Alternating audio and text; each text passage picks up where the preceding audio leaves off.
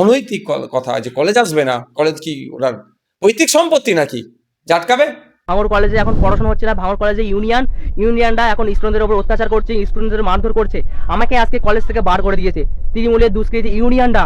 যে তৃণমূলের ইউনিয়ন এখন প্রচন্ড বাজে হয়ে গেছে তৃণমূলের ইউনিয়ন। আমি যখন ক্লাসে গেছি, ক্লাস থেকে আসলাম, আমি বন্ধুদের সঙ্গে ক্লাস থেকে 3 তলা থেকে 2 তলায় যে আসলাম, ওখানে এসে তৃণমূলের ইউনিয়নের একটা ছেলে এসে, আমি নামটা জানি না কিন্তু তাকে ফেসটা আমি চিনতে পারবো, সেই ছেলেটা আমাকে এসে বলছে ইরফানকে এর মধ্যে। আমি বললাম যে দাদা আমি কেন, কি করেছি আমি? বলছে আমাকে মেরেছে। আমাকে বলছে তোর ফোনটা দে। আমি বলছি ফোনটা দিয়েছি, লকটা খুলে দিয়েছি। বলছে তোর চ্যানেলে যা। আমি চ্যানেলে গিয়েছি, চ্যানেলে এসে ওখানে এসে আমাকে ভিডিওটা দেখছে। নওশাদ সিদ্দিকী ভাইজান আমরা ভিডিও করি, সেই ভিডিওটা দেখেছে। দেখে বলছে তুই এসব ভিডিও করছিস কেন? আমাকে মারধর করেছে, ক্লাস থেকে আমাকে বার করে দিয়েছে।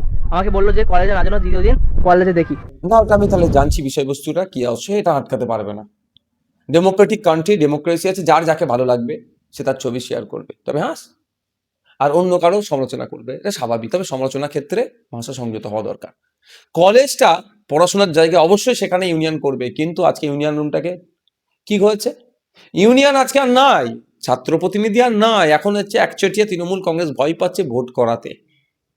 ফলে ওই ইউনিয়ন রুমগুলো নোংরামি হচ্ছে। ওই ল কলেজের কসবাই খেয়ে দেখলেন তো ইউনিয়ন রুমের এই ছেলেগুলো, দামাল ছেলেগুলো, মহিলাগুলো কি করছে, এই ধরনের অনেক কলেজে এই ধরনের অন্যায় হচ্ছে।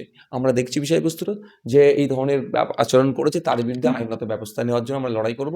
এবং এই ধরনের অনৈতিক কথা যে কলেজ আসবে না, কলেজ কি ওনার পৈতৃক সম্পত্তি নাকি? পশ্চিমবাংলার মাটিতে বিজেপি দীর্ঘদিন চেষ্টা করছে, দাঁত ফোটাতে পারেনি। 1998 সালে তৃণমূল কংগ্রেসের জন্ম দিল এই বিজেপির দায়িত্ব নিয়ে। তারপরে আস্তে আস্তে বিজেপির মাটি শক্ত করার জন্য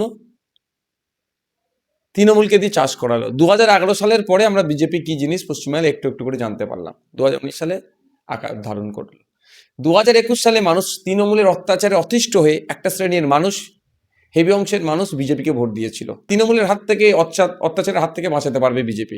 কিন্তু দীর্ঘ 4 বছর, 4.5 বছরে বুঝে গিয়েছে যে বিজেপি আর তৃণমূল আলাদা নয়, তাদের ভোটটা ভুল জায়গায় দেওয়া হয়েছিল। ঠিক একইভাবে 2021 সালে বিজেপি যা হই হই করছিল, সংখ্যালঘু মুসলমানকে তৃণমূল ভয় দেখিয়ে দিয়েছিল যে এইসব আসলে এই হবে, হানাবে তেনাবে, গল্প অনেক শুনিয়েছিল। ফলে সংখ্যালঘু সমাজের একটা হেভি অংশ তৃণমূলকে ভোট পেয়েছিল। এইভাবে ওরা চলছে। 2026-এ বিজেপি যদি মনে করে সেই পুরাতন বাঁশি বাজিয়ে তৃণমূলের অত্যাচারের হাত থেকে বাঁচতে গেলে বিজেপিকে ভোট দাও গল্প শোনালে আর হবে না। বিজেপির আশা বৃথা হবে। 2026 সালে সংখ্যালঘু, সংখ্যাগুরু উভয় সমাজের মানুষ ঐক্যবদ্ধ হচ্ছে, বিজেপি তৃণমূলের বিরুদ্ধে লড়াই করবে। তা সুতরাং বিজেপি যতই চিৎকার চেঁচামেচি করুক না কেন, বিহার জিতে পড়ে। গত বছরেও, গত 2020 সালে বিহার ইলেকশনে বিজেপি জয়লাভ করেছিল। জয়লাভ করার পরে বলেছিল এবার বাংলায় ঝাঁপাবো, গল্প শুনিয়েছিল। এই শুভেন্দু অধিকারীরা তখনও দল ছাড়েনি, ছাড়বো ছাড়বো ভাব। তো আজকে শুভেন্দু অধিকারী যেটা কথা বলছেন ডায়লগই থেকে যাবে। বাংলার মানুষ বিজেপির মতো সাম্প্রদায়িক দলকে বাংলায় জায়গা দেবে না, স্থান দেবে না। আর একইভাবে বাংলার মানুষ প্রস্তুত নিচ্ছে তৃণমূলকেও ক্ষমতাচ্যুত করবে। দেখুন, ব্যাপারটা হচ্ছে আমাদেরকে মাথায় রাখতে হবে আমরা কার অন্যায়ের বিরুদ্ধে লড়াই করবো না কোনো রাজনৈতিক দলের বিরুদ্ধে লড়াই করবো।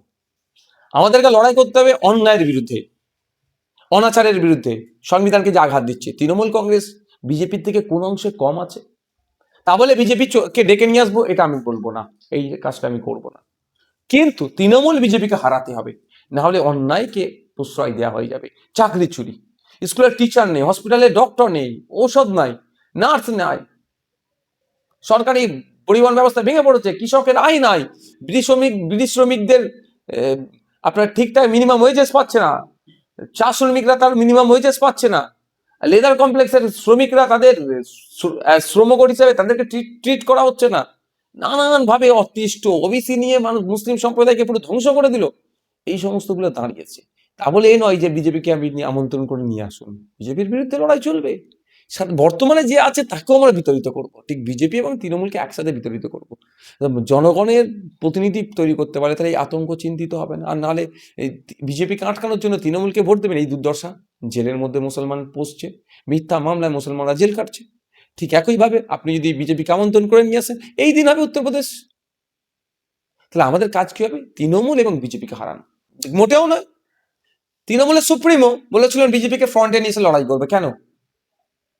বিজেপির ভয় দেখিয়ে সংখ্যালঘু ভোটটাকে পকেটে ভরে রাখবে, ক্যাপটিভ ভোট ব্যাংক হিসাবে রেখে দেবে। ক্যাপটিভ ভোট ব্যাংক বলে যেটাকে করে, এই জন্য। নাহলে শুভেন্দু অধিকারী যেভাবে সাম্প্রদায়িক সম্প্রীতি বিঘ্ন হবে কথা বলছে, মুসলিম সম্প্রদায়কে তুলে যা ইচ্ছা কথা বলছে আপনার অর্জুন সিং, ধরে জেলের মধ্যে রাখা দরকার ছিল, করেছে।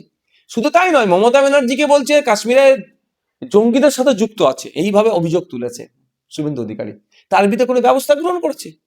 তৃণমূল চাইছে না পশ্চিমবাংলায় বিজেপি দুর্বল হোক, আর বিজেপি চাইছে না পশ্চিমবাংলা তৃণমূল দুর্বল হোক, কারণ একে অপরের পরিপূরক। একে অপরে কেউ হিন্দুকে ভুল বুঝিয়ে তো কেউ মুসলমানকে ভুল বুঝিয়ে, কেউ ক্ষমতার শীর্ষে থাকতে চাইছে তো কেউ প্রধান অপোজিশন জায়গাটা ধরে রাখতে চাইছে। না, ওটা আমি তাহলে জানছি বিষয়বস্তুটা কি আছে, এটা আটকাতে পারবে না।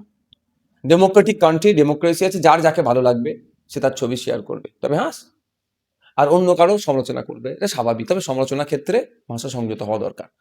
কলেজটা পড়াশোনার জায়গায় অবশ্যই সেখানে ইউনিয়ন করবে, কিন্তু আজকে ইউনিয়ন রুমটাকে কি হয়েছে, ইউনিয়ন আজকে আর নাই, ছাত্র প্রতিনিধি আর নাই, এখন হচ্ছে একচেটিয়া তৃণমূল কংগ্রেস ভয় পাচ্ছে ভোট করাতে।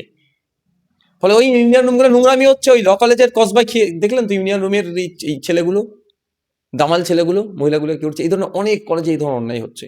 আমরা দেখছি বিষয়বস্তুটা, যে এই ধরনের আচরণ করেছে তার বিরুদ্ধে আইনগত ব্যবস্থা নেওয়ার জন্য আমরা লড়াই করব।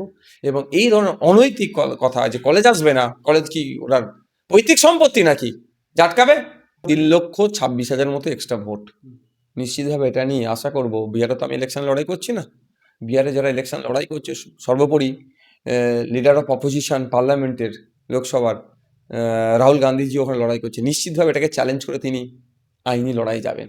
সত্যি অবাক আমি, এদিকে ঘোষণা হচ্ছে 66% পোলিং হচ্ছে, টোটাল ভোটার বিহার স্টেটে 7,42,00,000।